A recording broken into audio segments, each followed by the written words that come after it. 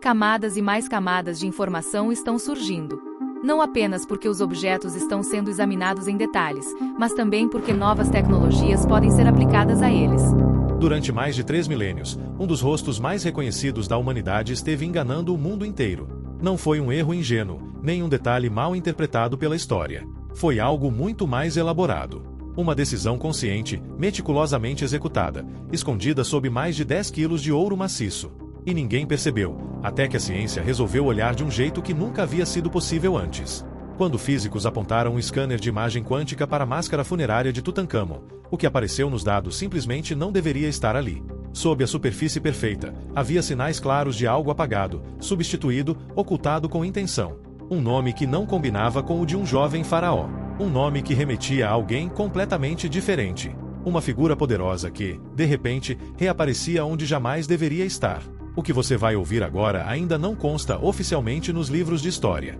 As análises seguem sendo debatidas em salas fechadas, questionadas por especialistas cujas carreiras inteiras foram construídas sobre a versão tradicional. Há resistência, há conflito, há silêncio. Mas os dados existem. E depois que você entende o que eles revelam, é impossível fingir que não viu. A famosa máscara dourada, reproduzida em posteres, camisetas e livros didáticos ao redor do planeta, não foi criada para Tutankhamon. Ela não nasceu naquele túmulo. Foi retirada de outro sepultamento, adaptada às pressas e reutilizada. E o mais perturbador é que os indícios sempre estiveram ali, visíveis a olho nu. Faltava apenas a tecnologia certa para conectá-los. Voltemos ao momento em que tudo começou. Em novembro de 1922, no Vale dos Reis, o arqueólogo britânico Howard Carter rompe o lacre de uma câmara selada há séculos. Ele faz uma pequena abertura e aproxima uma vela, tentando enxergar o interior. Suas mãos tremem. Quando perguntam se ele consegue ver algo, sua resposta entra para a história: sim, coisas maravilhosas. O que estava ali dentro ultrapassava qualquer expectativa. Carruagens douradas, tronos ricamente decorados, estátuas pintadas com detalhes impressionantes, objetos rituais cuidadosamente organizados. Mas no centro de tudo, protegida por 3 caixões encaixados um dentro do outro, estava a peça que capturaria a imaginação da humanidade para sempre: a máscara funerária de ouro. Pense por um instante no que isso representa. Aquela máscara pesa mais que uma bola de boliche. É ouro sólido, incrustado com lápis-lazuli, turquesa e outras pedras preciosas. Os olhos, feitos de obsidiana e quartzo, parecem acompanhar qualquer movimento ao redor. Para os antigos egípcios, o ouro não era apenas valioso, era sagrado. Eles acreditavam que esse metal representava literalmente a carne dos deuses. Essa máscara não era um ornamento estético, era uma ferramenta espiritual. Sua função era garantir que a alma do faraó reconhecesse o próprio corpo na vida após a morte. Sem isso, acreditava-se que o espírito vagaria eternamente, perdido entre mundos. Na parte posterior, foi gravado um encantamento do Livro dos Mortos, destinado a proteger o governante em sua travessia pelo além. Durante décadas, o consenso foi absoluto. Aquela era a obra-prima suprema do Egito Antigo, criada exclusivamente para um jovem rei que morreu por volta dos 19 anos. Um objeto perfeito, sem falhas, feito sob medida. Mas quase imediatamente após sua descoberta, alguns estudiosos começaram a notar detalhes estranhos. Pequenas incoerências que não se encaixavam na narrativa oficial. E o mais curioso é que esses sinais nunca estiveram escondidos. Eles sempre estiveram bem diante dos nossos olhos. O problema é que aceitá-los significaria admitir que tudo o que sabíamos sobre aquela máscara estava errado. O primeiro grande impasse envolve o tempo. Tutankhamon morreu de forma inesperada, possivelmente após uma infecção causada por um grave ferimento na perna. Pela lei religiosa egípcia, o processo de mumificação e sepultamento precisava ser concluído em exatamente 70 dias. Nenhum a mais, nenhum a menos. Agora pense no que isso exige. Em apenas 70 dias, seria necessário escavar um túmulo real em rocha sólida, produzir 3 caixões extremamente elaborados, reunir milhares de artefatos funerários e ainda confeccionar uma máscara de ouro maciço, com detalhes microscópicos, pedras incrustadas e inscrições feitas à mão. Tudo isso para uma morte que ninguém previa. Quando os pesquisadores analisaram o túmulo em si, o cenário ficou ainda mais estranho. Ele é pequeno, quase modesto se comparado a outros faraós. Algumas pinturas nas paredes parecem inacabadas, como se os artistas tivessem sido interrompidos às pressas. O grande sarcófago de pedra apresenta danos nas extremidades, sugerindo que precisaram quebrar partes dele para conseguir colocá-lo dentro da câmara. E não para por aí. Ao examinar os objetos funerários, os especialistas perceberam que muitos deles claramente não haviam sido feitos para Tutankhamon. Algumas estátuas tinham traços faciais diferentes. Certas joias pareciam moldadas para um corpo feminino. Em vários itens, nomes foram raspados e substituídos às pressas. Então os olhares voltaram para a máscara. Desta vez, com mais atenção. As orelhas eram perfuradas. Isso era um problema sério. No Egito Antigo, apenas crianças e mulheres usavam brincos. Um faraó adulto jamais seria representado com as orelhas perfuradas em um objeto funerário sagrado. Além disso, os lóbulos não eram simétricos, como se tivessem sido adaptados. O próprio rosto parecia delicado demais, com traços suaves, quase femininos. Havia também uma diferença sutil na tonalidade do ouro. O metal do rosto apresentava um tom levemente avermelhado em comparação com o restante do nemes, o tradicional adorno da cabeça. Se tudo tivesse sido fundido ao mesmo tempo, essa variação não deveria existir. A partir daí, uma hipótese inquietante começou a ganhar forma. E se, quando Tutankhamon morreu repentinamente, não houvesse uma máscara pronta? E se, pressionados pelo prazo sagrado de 70 dias, os sacerdotes tivessem retirado uma máscara já existente de outro túmulo, feito pequenas alterações e a utilizado no jovem rei? Isso levava a uma pergunta inevitável. Para quem aquela máscara havia sido feita originalmente? A resposta apontava para a figura mais controversa da história egípcia. Uma mulher poderosa, apagada dos registros oficiais. Uma rainha que simplesmente desapareceu. Seu nome era Nefertiti. Você certamente já viu o rosto dela. O famoso busto pintado, com o pescoço alongado e o olhar enigmático. Nefertiti foi esposa de Akhenaton e madrasta de Tutankhamon. Após a morte do marido, muitos estudiosos acreditam que ela tenha assumido o trono, governando como faraó sob outro nome, algo extremamente raro. E então, sem explicação clara, ela some da história. Seu túmulo nunca foi encontrado. Sua múmia nunca foi identificada. É como se alguém tivesse feito questão de apagá-la. Se Nefertiti morreu antes de Tutankhamon, se uma máscara já estivesse preparada para ela e se o jovem rei morreu sem nada pronto, tudo começava a fazer sentido. As orelhas perfuradas. Os traços femininos. As modificações apressadas. O problema era provar isso. Examinar o interior da máscara significaria danificá-la, algo impensável por décadas.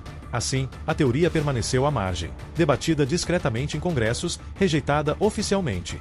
Até que, em 2014, um acidente mudou tudo.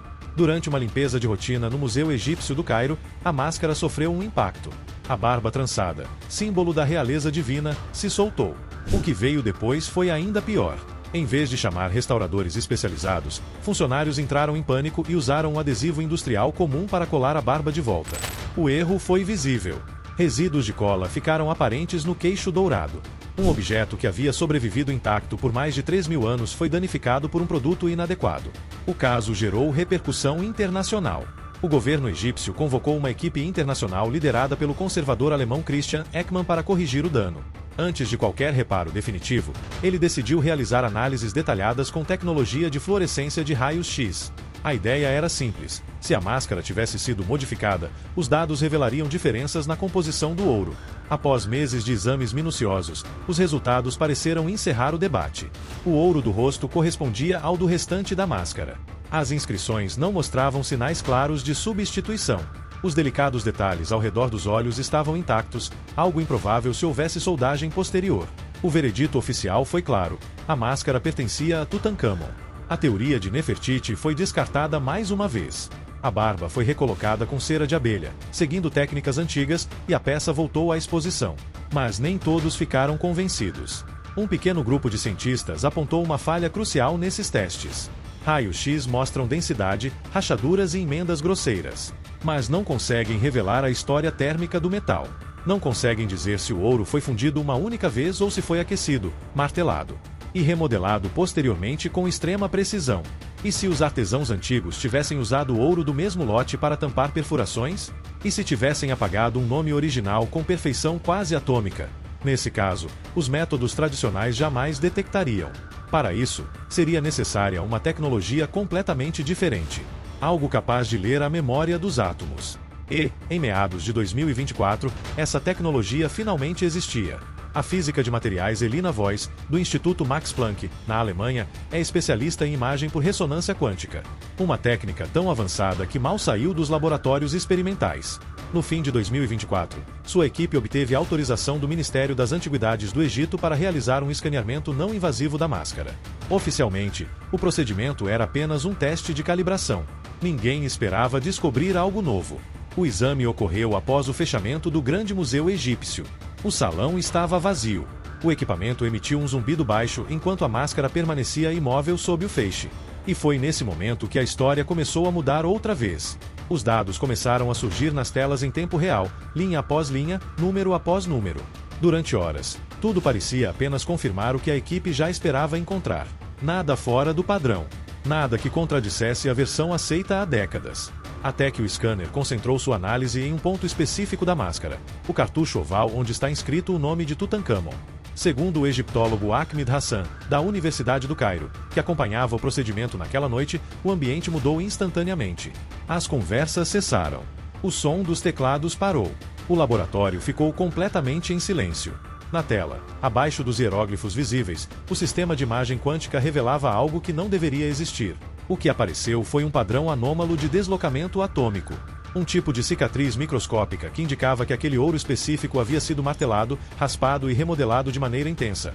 Algo que não se repetia em nenhuma outra parte da máscara. Aquilo não era desgaste natural. Era intervenção deliberada.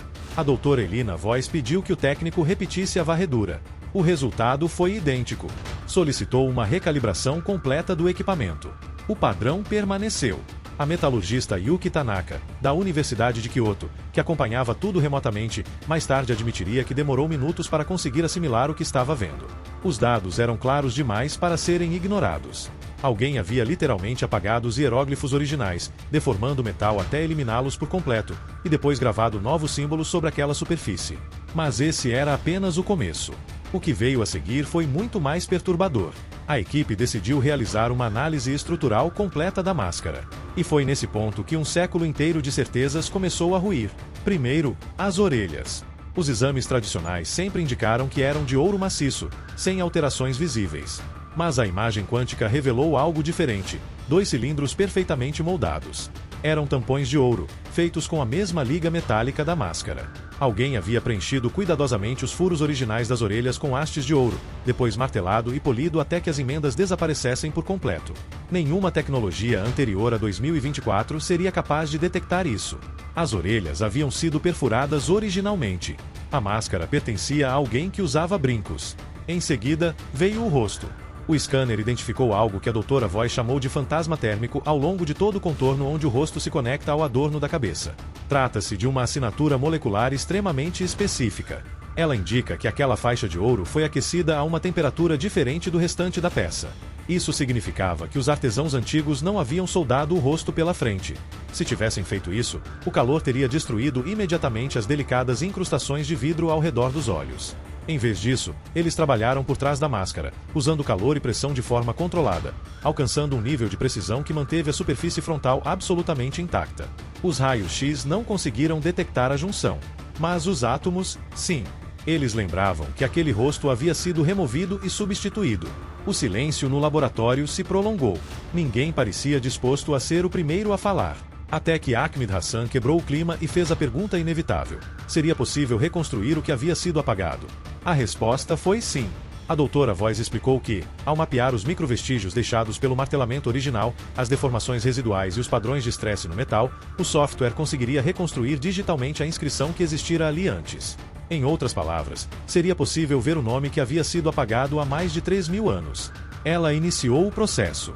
A reconstrução levou 11 minutos. 11 minutos de tensão absoluta. De acordo com Yuki Tanaka, ninguém sequer respirava enquanto os símbolos começavam a surgir na tela, um por um. Quando o nome ficou completo, não havia mais dúvidas. Não era Tutankhamon. O cartucho revelava o nome Neferneferuaton, o nome de trono que muitos historiadores acreditam ter sido usado por Nefertiti quando ela assumiu o poder como faraó. A encenação havia sido exposta. O escaneamento quântico revelou toda a sequência de eventos. Quando Tutankhamon morreu de forma inesperada, não havia uma máscara pronta para ele. Seu sucessor, provavelmente um governante poderoso e estrategista, tomou para si o grande túmulo originalmente planejado para Tuti. Os sacerdotes ficaram sem alternativas. O relógio religioso corria. 70 dias. Nenhuma margem para atraso. Sem opções, eles recorreram ao túmulo da faraó anterior, Nefertiti. Retiraram sua máscara funerária e começaram um trabalho desesperado.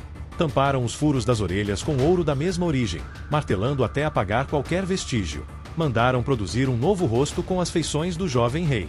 Recortaram o rosto original de Nefertiti e encaixaram um novo por trás, usando técnicas tão avançadas que o reparo permaneceu invisível por mais de 3 milênios. Depois, esmagaram seu nome real até que desaparecesse e gravaram o de Tutancâmon no lugar.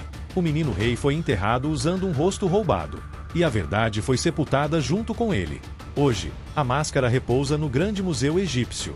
Milhões de pessoas a observam todos os anos, acreditando estar diante do rosto de Tutancâmon. Mas sob aquela superfície dourada permanece o vestígio de uma rainha apagada da história, escondida por mais de 3.300 anos. Tudo isso veio à tona graças a uma tecnologia capaz de ler a memória dos átomos. As descobertas ainda não foram oficialmente publicadas. Os processos de validação continuam. Reputações acadêmicas estão em jogo. Mas os dados já existem. E eles levantam perguntas que não podem mais ser ignoradas. Se a máscara foi retirada do túmulo de Nefertiti, quantos outros objetos naquele sepultamento não pertenciam realmente a Tutancâmon? Quantos dos famosos tesouros do menino rei foram coletados às pressas de outros túmulos durante aqueles 70 dias caóticos? E talvez a pergunta mais inquietante de todas: onde está a verdadeira máscara funerária de Nefertiti? Aquela que foi feita para ela, com o seu verdadeiro rosto? Porque se a máscara dela foi usada em Tutancâmon, então que rosto foi colocado sobre ela? Deixe sua opinião nos comentários. E não se esqueça de curtir e se inscrever no canal para continuar descobrindo segredos que muitos preferiam manter enterrados.